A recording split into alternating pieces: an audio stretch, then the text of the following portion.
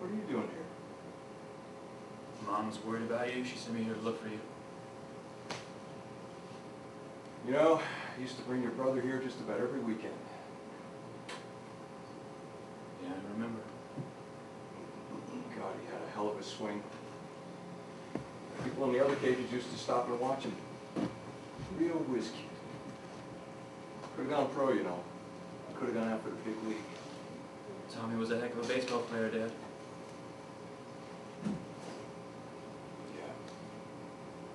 Yeah, he was.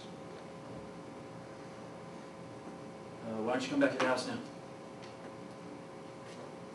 I can't. I can't be there right now, Mike.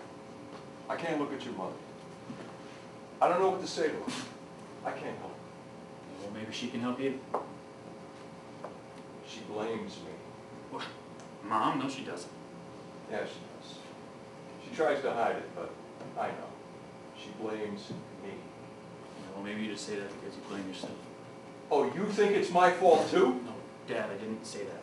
It's not like I made him do it, you know. I didn't brainwash him or Of course anything. not. He just wanted to be like you. So is that some kind of crime in your eyes? You know what? You need to stop presuming that you know what I think. Okay, you never knew me well enough to do that. That wasn't my fault. Yeah, well, it wasn't mine. I used to get so jealous when you two would come down here. You? You wanted to play baseball? Dear God, no. But it would have been nice to be invited. Tommy used to ask you all the time if you wanted to come. Yeah, but you never did. What am I, some freaking psychic? You never showed any interest in sports. I let your mother enroll you in all those dance classes. She took you to all those museums you wanted to go to. I thought I was doing what I was supposed to do. Yeah, well, let you be who you are. It wasn't about wanting you to make me play baseball. Okay, it just would have been nice to, I don't know, spend some time with you, that's all. I spent time with you. Oh, yeah, sure. At the dinner table once or twice a week. I mean, if you weren't working at the bar, you were here with Tommy, or watching a game with Tommy, or letting Tommy help you fix the car. You never once tried to find something that we could do together. I mean, once you realized who I was, you figured I was more Mom's department. I didn't understand you. I still don't. I don't know anything about the world that you live in. The fashion shows, the dance clubs. You may as well be talking to me about life on Mars. Tommy, him I understood. He was just like me, a rough and tumble hard-ass kid.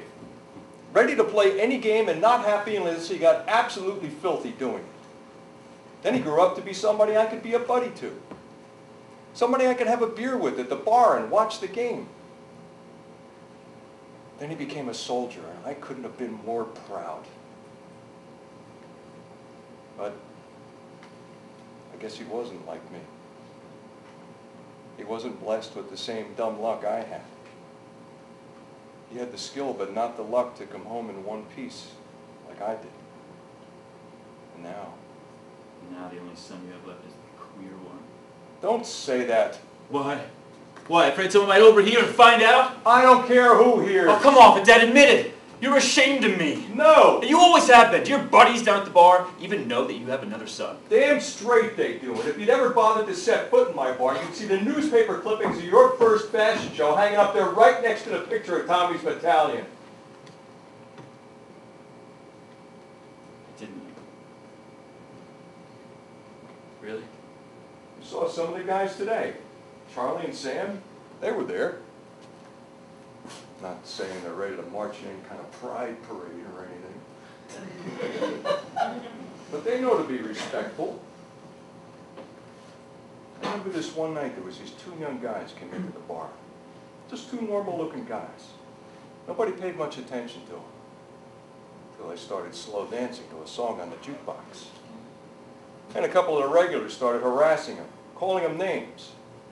And I told these guys, these regulars, my buddies, I told them to shut the hell up. I told them that anyone is welcome in my bar, anyone but a bigot.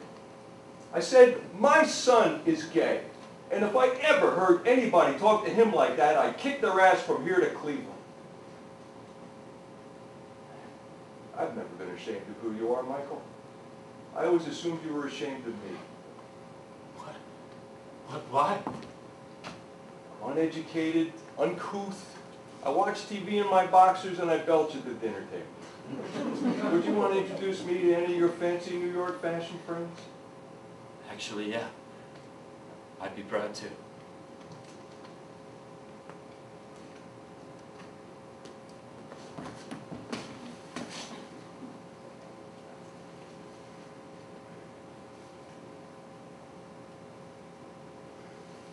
Oh, Jesus Christ, enough of this.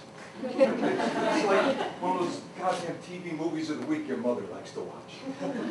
Must have a whole box of tissues watching those idiot things. God forbid. You know I don't like talking about feelings and crap. Just the way I was brought up. My old man's way of telling you he loved you was not to smack you around that day.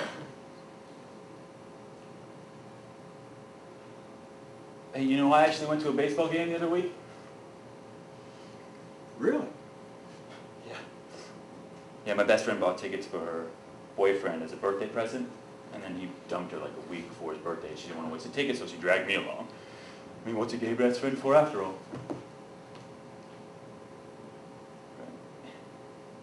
Anyway, it was really kind of fun. I mean, I had no idea what was going on. But it reminded me of when you and Tommy would watch the games. Sometimes I'd sneak into the living room and sit behind the couch. And I couldn't see the TV, but I could hear the announcers, and I could hear you and Tommy cheering and booing and talking about who should have been traded to which team. And I don't know, I was really, really overwhelmed by all those memories when I was sitting there at the game. I could feel the old shag rug underneath me. You know, I could smell Mom's cooking drifting in from the kitchen, and I suddenly said to myself, I need to talk to Tommy. You know, brothers shouldn't just get in touch on birthdays and Christmas, so I decided I was going to go home and I was going to write him a letter. I didn't even know where to send it, but I figured I could ask Mom. And I was writing the letter when she called and told me. I was writing to him and he was already dead, and it was too late. Too late to tell him that all the differences between us and all the opposing political views and all the jealousy, that none of that mattered, you know, that I loved him. He knew that, Mikey. He knew. He loved you, too.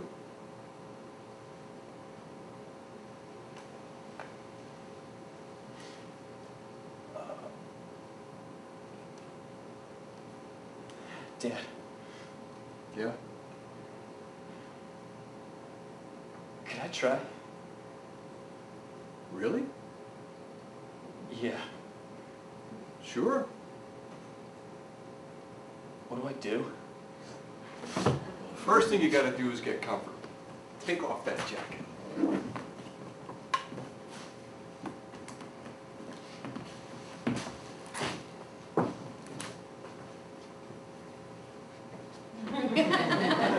For Christ's sake, Mikey, just throw it down over there. Throw it down. Do you have any idea how much I paid?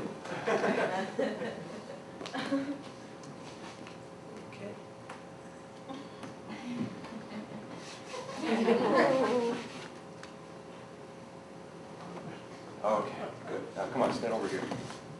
All right. Now, first thing you gotta do, spread your feet about shoulder width apart. All right? Then you're gonna bend your knees, get your weight balanced over your feet, okay? Then you're gonna grip the bat like this. Bring it back over your right shoulder, and you watch for the ball. Keep your eye on the ball. You'll know when it's time to swing. All right, you give it a try. Knees bent. Shoulder width like this. Yeah? Okay. Like this. That's good, son. That's good.